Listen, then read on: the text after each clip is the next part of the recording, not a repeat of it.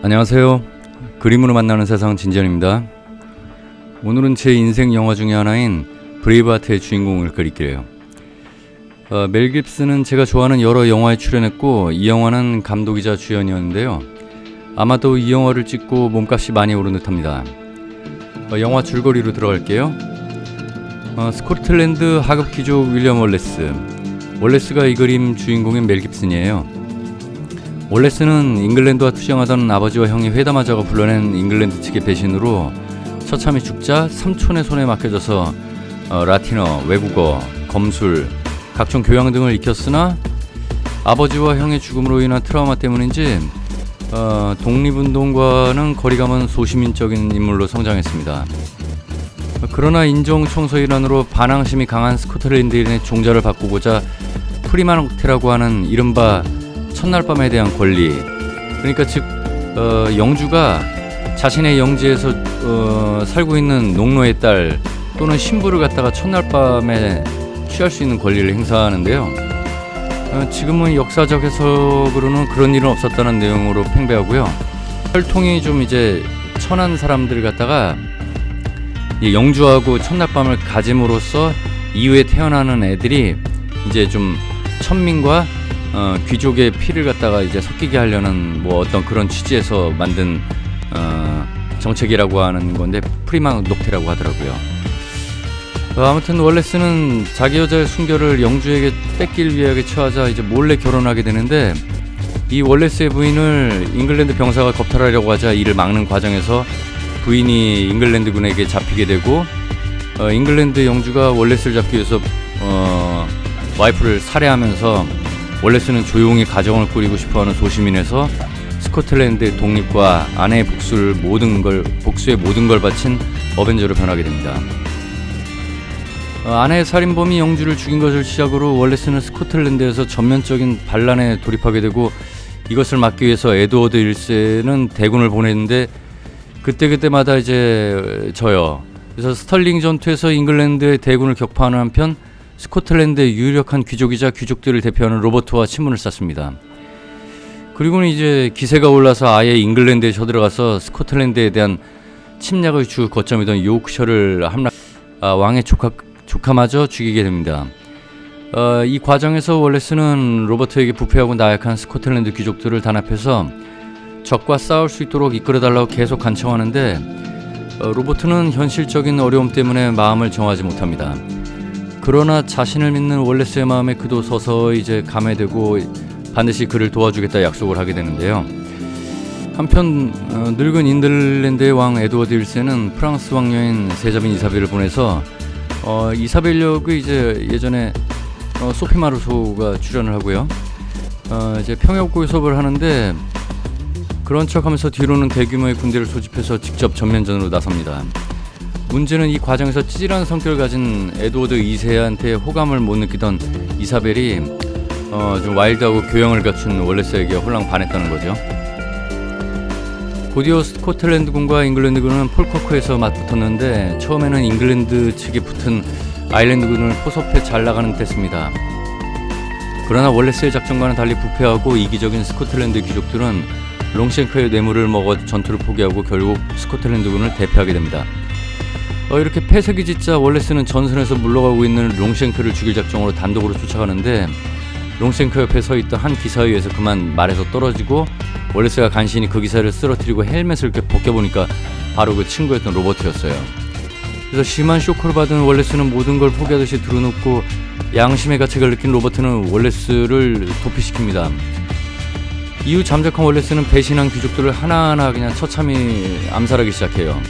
그리고 그에 맞춰 다시 한번 반란 세력이 커지는데 그때 양심의 가책을 느꼈던 로버트는 다시 월레스와 화합해서 스코틀랜드의 독립을 이루자고 월레스한테 사절을 보냅니다. 월레스를 한번 배신했던 로버트의 약속을 월레스 친구들은 믿지 않았고 가지 말라고 했는데 월레스는 약속 장소에 나타나고 로버트를 한번 더 믿어보기로 합니다. 당일 약속 장소에서 만나는데 로버트 몰래 또 로버트 아버지가 배후 조종을 받은 내용으로다가 월레스를 갖다 기습해서 사로잡아서 잉글랜드군에 넘겨버려요. 로버트는 아버지에게 짐승처럼 그냥 뭐 멱살 잡고 울부짖고 하는데 이미 엎질러진 물이죠. 그래서 이 런던으로 끌려간 월레스는 재판관 앞에서 잉글랜드 국왕에 대한 반역 행위에 대해 자백하냐는 질문에 나는 스코틀랜드 시민인데 무슨 반역이냐 라고 당당하게 대답하며 자기네 죄상을 인정하지 않고 결국 고통스러운 죽음에 이제 그 교수 척장 분지형에 처하게 됩니다. 요거는 조금 이따 말씀드리겠는데 이사벨이 달려와서 월레스에게 고통 없이 자결하거나 아니면 고통 느끼지 않게 마취약을 먹으라고 이게 권하는데 월레스는 그냥 당당히 죽겠다고 거절을 하죠.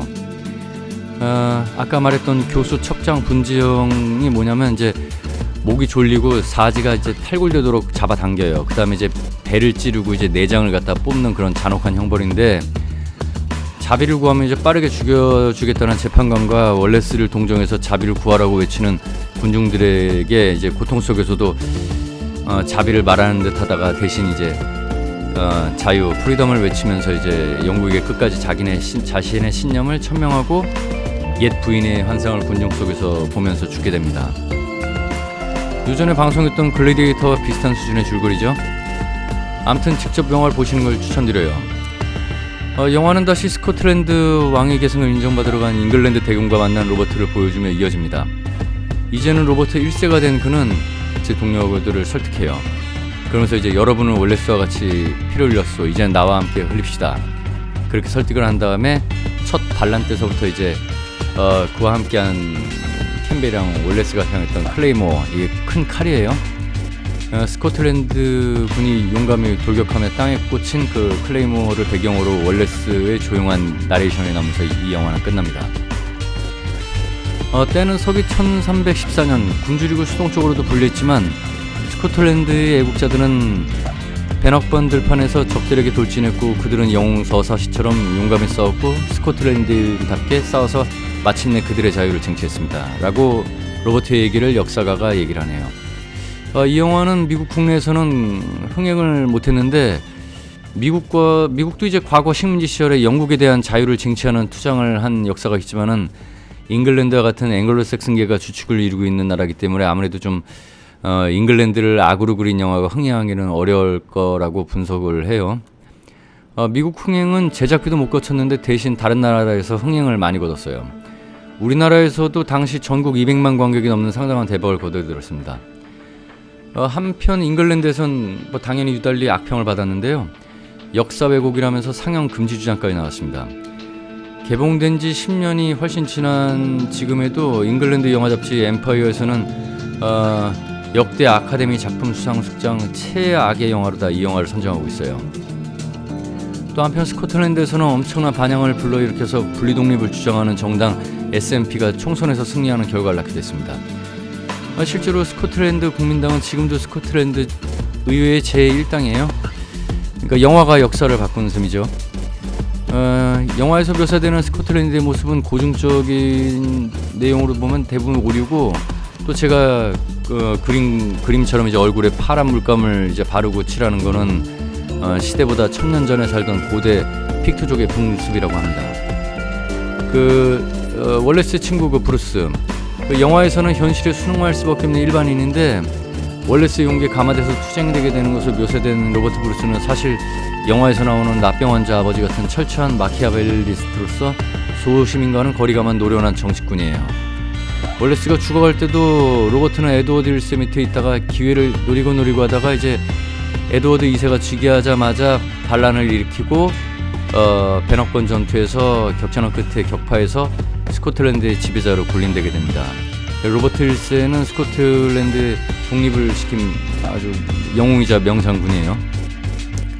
스코틀랜드에서 워낙 알아주는 영웅이라 그런지 월레스가 죽고 나서 583년이 지난 1888년에서야 스코틀랜드 동상이 세워졌음에도 당시 15만 명이 넘는 사람들이 동상 제막식을 보러 몰려들었다고 합니다. 또 이 영화는 또 이제 전투씬이 굉장히 잔혹하기로 그냥 싸움 장면에서 이제 목이나 팔이 막 잘려나가요. 그래서 이제 그때 당시에 이제 라이언 일병 구하기 이전에 전쟁 영화 중에선 가장 리얼한 전투 묘사라는 평까지 있었습니다. 내용이 어떻든 저는 이 영화 정말 재밌게 봤어요. 제 친구가 이러더군요. 이 영상 주인공을 보더니 제가 그림 그리고 있는 영상 주인공 보니까 이제 어떤 영화일지 알 것 같다고 하는데 이 영화 가을의 전설이냐고 묻더라고요. 브레이브하트의 주인공인 걸 갖다가 알아주길 바랬는데 아마 기억에 오르겠죠. 가을의 전설은 이제 브래드 피트가 나오는 거고 어쨌든 그 친구 때문에 다음에는 이제 가을의 전설 한번 그려야겠어요. 오늘 영상 어땠나요? 재미있었으면 구독과 좋아요 부탁드립니다. 그럼 다음 영상에서 뵙겠습니다. 오늘